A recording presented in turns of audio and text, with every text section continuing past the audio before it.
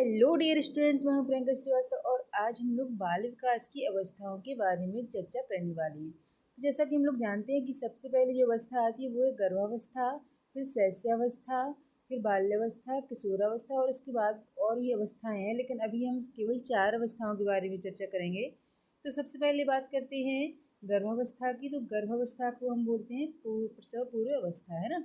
इसकी जो टाइमिंग है वो है 9 महीने या फिर 280 दिन की यह अवस्था होती है। अगर सप्ताह की बात करें तो 40 सप्ताह तक ये अवस्था चलती है।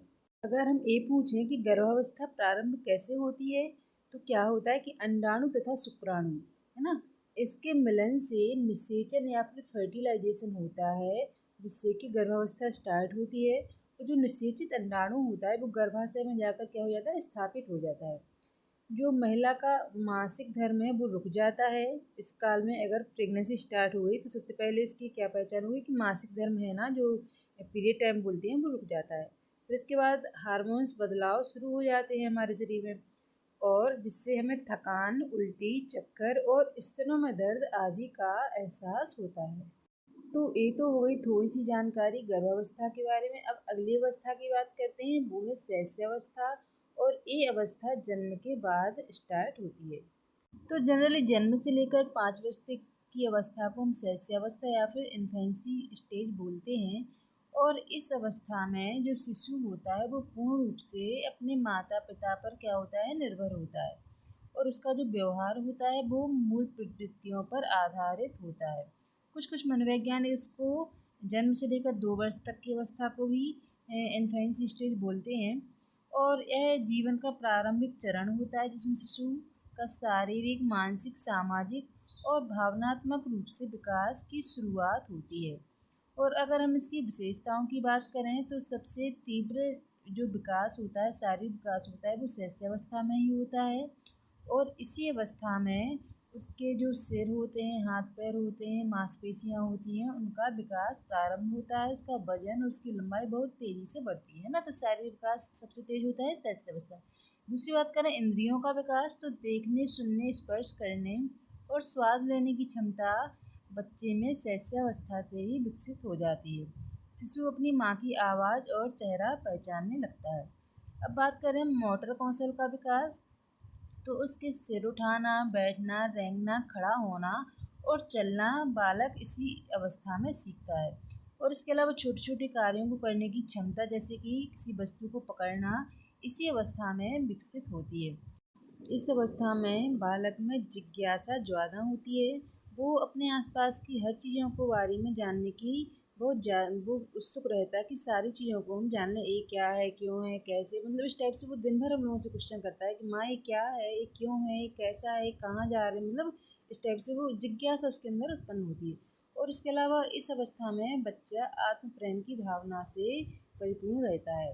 मतलब कि वह स्वयं से उसको प्रेम होता है। वह अपनी चीज़ों को शेयर करना पसंद बिल्कुल नहीं करता है। वो ये सोचता है कि जो चीज़ें हैं वो सारी मेरी हैं, माँ है तो वो मेरी है, ये चंदा मामा है वो मेरा, मतलब किसी चीज़ को वो किसी और के साथ शेयर पसंद नहीं करेगा।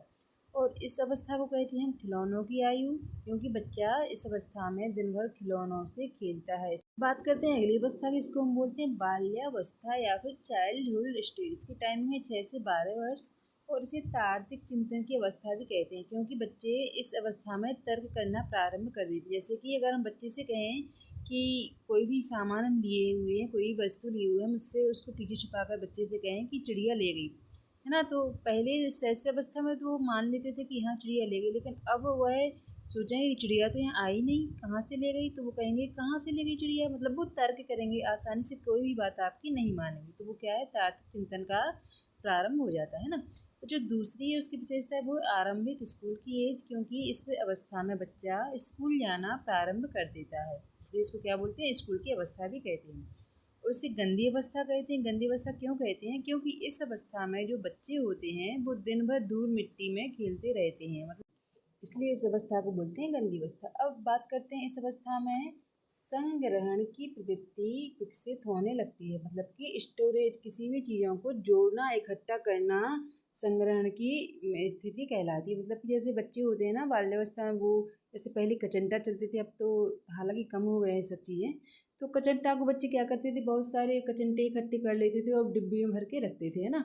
और भी मतलब खिलौने हुए, या फिर जो लड़कियां होती तो वो गुड़िया, बहुत सारी गुड़ियों को एकत्रित कर लेती। लड़के हुए तो वो जो छोटी छोटी सी गाड़ियाँ होती हैं ना प्लास्टिक की, उनको इकट्ठा करके रखे रहते हैं। तो वो क्या है, संग्रहण की क्या होती है, अवस्था। अब दूसरी बात करें तो इसे टोली या समूह की अवस्था कहते हैं, क्योंकि बच्चे, छोटे छोटे बच्चे अपने एज के बच्चों की टोली या ग्रुप बना लेते हैं, उनमें वो खेलना पसंद करने लगते हैं। किसमें, बाल्यावस्था में, है ना। इसलिए इसको क्या कहते हैं, ग्रुप, सॉरी, गैंग, समूह या फिर टोली की अवस्था। क्वेश्चन आता है इस टाइप से, है ना, तो इसको याद रखना है। फिर इसे जीवन का अनोखा काल कहते हैं, क्योंकि इस अवस्था में बच्चे को ना तो पढ़ाई की चिंता होती है, ना अपने मतलब करियर को लेके कोई टेंशन होती है, और ना खाने की चिंता होती है, ना सोने, किसी भी चीज़ की चिंता नहीं होती। बस वो अपने खेल में व्यस्त रहते हैं। उन्हें हर चीज़ के लिए बोलना पड़ता है, भैया ये कर लो, वो कर लो, लेकिन वो नहीं सुनेंगे, क्योंकि वो बिल्कुल निश्चिंत होकर अपनी, मतलब कि क्या बोलते हैं, अपनी लाइफ को एंजॉय करते हैं। इसलिए इस अवस्था को सबसे प्यारा और अनोखा काल कहा गया है। तो अब वीडियो काफ़ी लंबी हो रही है, तो हम जो किशोरावस्था है इसकी चर्चा अगली वीडियो में करेंगे। अगर आपको वीडियो पसंद आई हो तो प्लीज़ मेरे चैनल को सब्सक्राइब कीजिए। धन्यवाद।